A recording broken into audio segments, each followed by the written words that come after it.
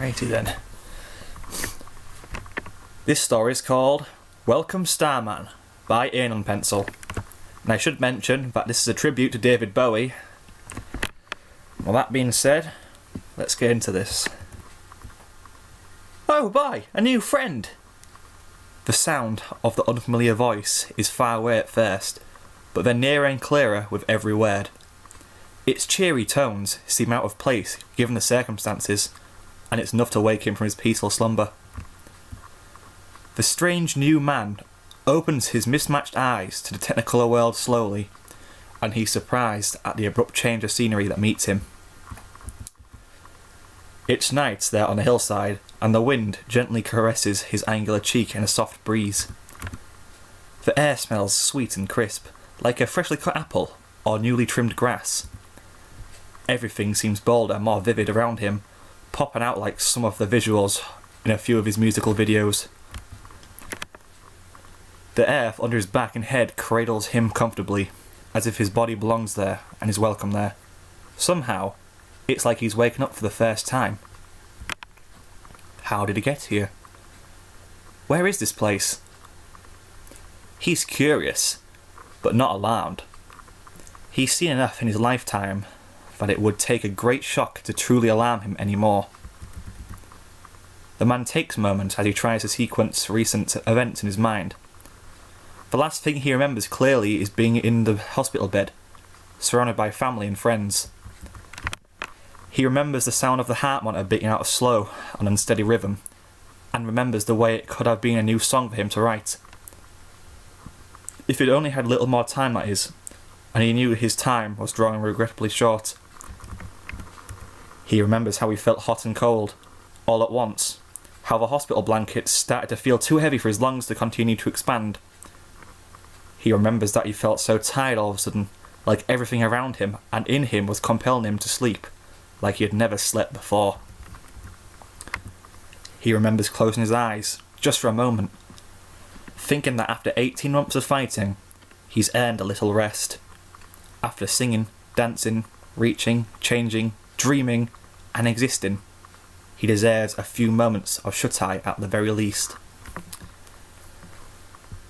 Then he remembers the stars, the ones he caught a brief final glimpse of through the mostly curtained window. Just ever so briefly, as his long lashes were slipping shut. The stars were shining so dimly, through a light and distant layer of fog, but they were still there, just as they'd always been, since the day he came, perhaps fell, to earth.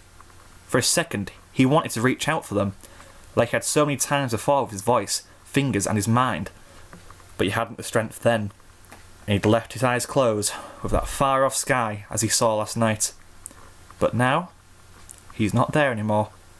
He's fallen to a different place, a whole new world. Funny.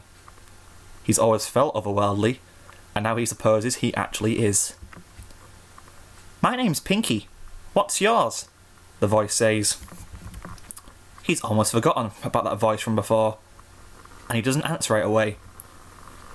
Instead, he turns to find a very peculiar creature standing at his side, looking down at him.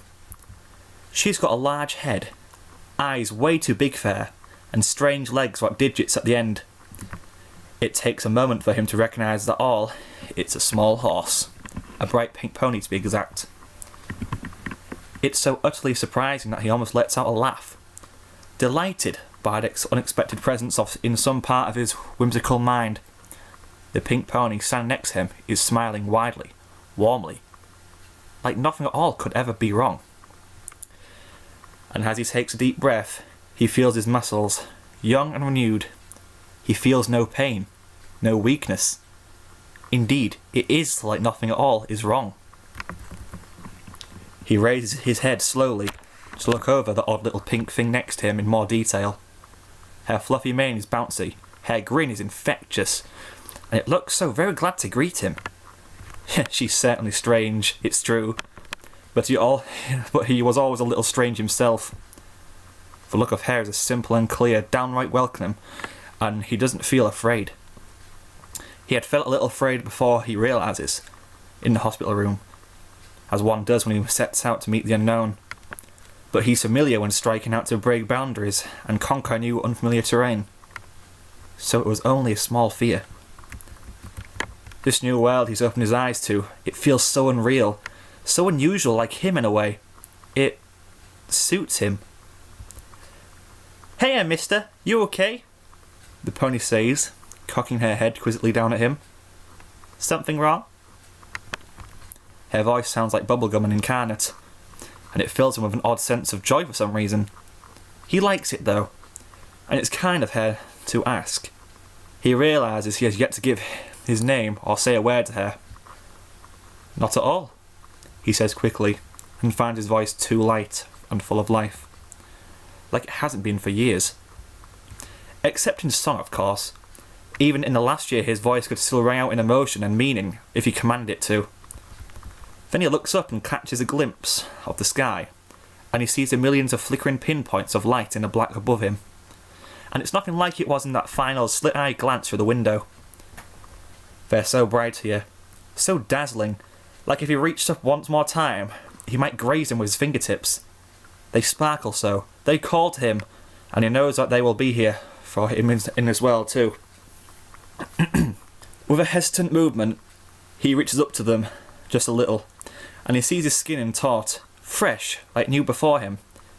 In this new world, he's all but reborn. He looks back to the pink pony, with budding tears in the corners of his eyes. She tilts her head again, comical, far to one side, and again it's all he can do to keep from laughing. "You sure everything's okay?" "Yes, I am. It's just, He pauses once more, looks up into the night for a moment. He shuts his eyes. Then he smiles. The stars look very different today.